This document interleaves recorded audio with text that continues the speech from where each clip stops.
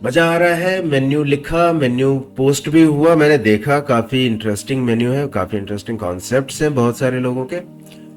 सो एक मोटा मोटा मेन्यू तो बन गया हमारा। नाउ लेट्स फाइंड आउट कितने में बेचना है। प्राइसिंग के बारे में बात करते हैं। प्राइसिंग के बारे में जब मैं बात करता हूं तो मैं आपको दो तीन अलग अलग चीजें बताना चाहता हूं।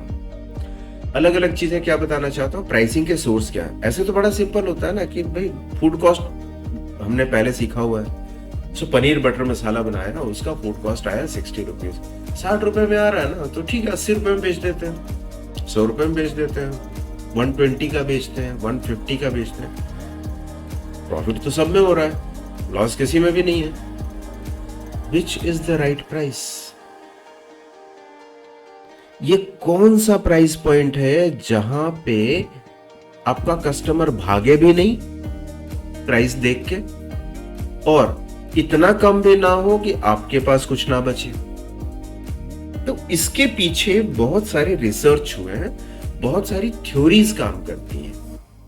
मैं प्राइसिंग अपने आप में एक बहुत बड़ा सब्जेक्ट है, बहुत डिटेल्ड सब्जेक्ट है। जब बड़े प्रोजेक्ट्स की बात करते हैं तो इसके ऊपर एक पूरा का पूरा कोर्स है हमारा, बट मैं उसकी बात नहीं कर रहा हूं। यहां पे आपको अपने बिजनेस को लॉन्च करने के लिए जितने ज्ञान की जरूरत है, मैं सिर्फ उतना बता रहा हूं। जिस थ्योरी की जरूरत है, जिस इक्वेशंस की जरूरत है, मैं सिर्फ उतना बता रहा हूं। कुछ यूजफुल हैक्स भी बताऊंगा उसमें।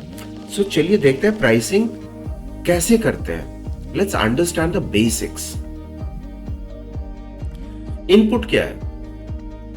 इनपुट का मतलब आप प्राइसिंग कैसे डिसाइड करते हो। वो डिसाइड करने के लिए आपके पास क्या क्या डेटा होना चाहिए। डेटा दो तरह का होता है, एक है इंटरनल जो आपने खुद से कैलकुलेट किया, एक होगा एक्सटर्नल जो आपको मार्केट से मिला। इंटरनल डेटा पॉइंट्स आपके पास क्या है? पहला तो है फूड कॉस्ट।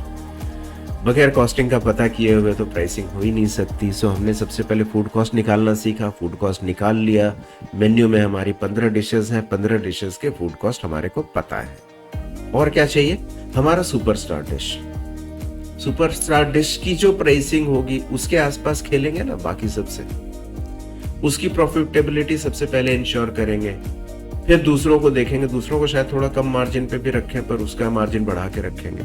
सो कुछ तो ऐसा करेंगे। सो सुपरस्टार डिश हमारा कौन सा है वो हमें पता होना चाहिए। हमारी पोजीशनिंग क्या है?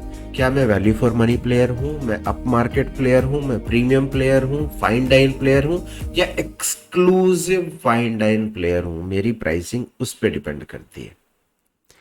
सो मैं जनता कैटेगरी का खाना बेच रहा हूँ, value for money middle class में बेच रहा हूँ, थोड़ा अप मार्केट हूँ, या एकदम प्रीमियम हूँ? सो ये मेरा इंटरनल डेटा है, क्योंकि ये जो पोजिशनिंग है वो भी तो हमें डिसाइड करनी है ना। सो ये हमारा इंटरनल डेटा है जिसकी हमें जरूरत पड़ती है मेन्यू प्राइसिंग के लिए। एक्सटर्नल डेटा क्या होता है? सबसे पहले तो कंपटीशन प्राइसिंग। मार्केट में किस रेट में बिक रहा है?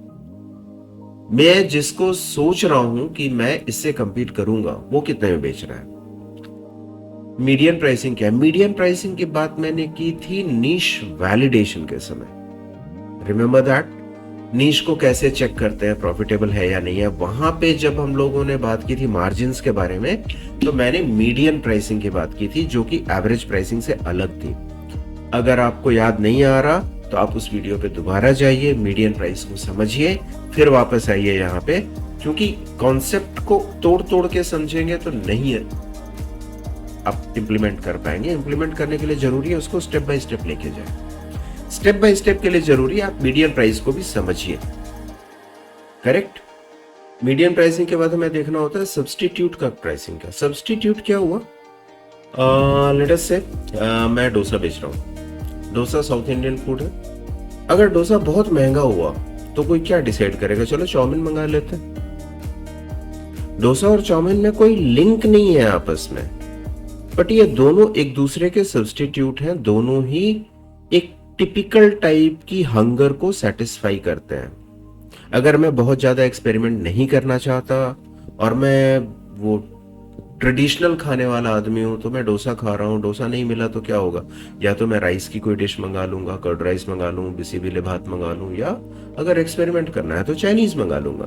तो ये कैटेगरीज एक दूसरे की सब्सटीट्यूट्स हैं। ऐसा नहीं हो सकता कि बिरयानी 200 रुपए की मिल रही है, कर्ड राइस 150 का मिल रहा है, फुल प्लेट चाउमीन 180 का मिल रहा है और डोसा की प्राइस हमने रख दी है 500 रुपए।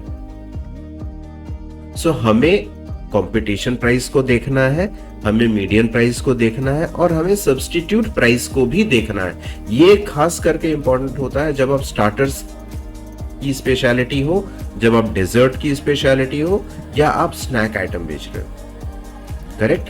ये हमारा इनपुट था मेन्यू प्राइसिंग के लिए।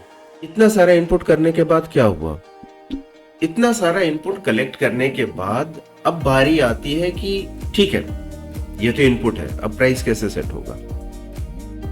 मैं एक बहुत इंपॉर्टेंट और बहुत यूजफुल हैक बताने वाला हूं आपको, जो शायद इंडस्ट्री में कोई नहीं बताएगा, पर मैं ये बताऊंगा अगले वीडियो में। तब तक ये बताइए कि क्या आपने ये सारे इनपुट कलेक्ट किए, ये जानकारी आपके पास है भी या नहीं। क्योंकि ये जानकारी नहीं होगी तो अब आप अगले हैक का फायदा पूरी तरह से नहीं उठा पाएंगे। Tell me in the comments कितनी जानकारी इकट्ठे की आपने। See you on the other side.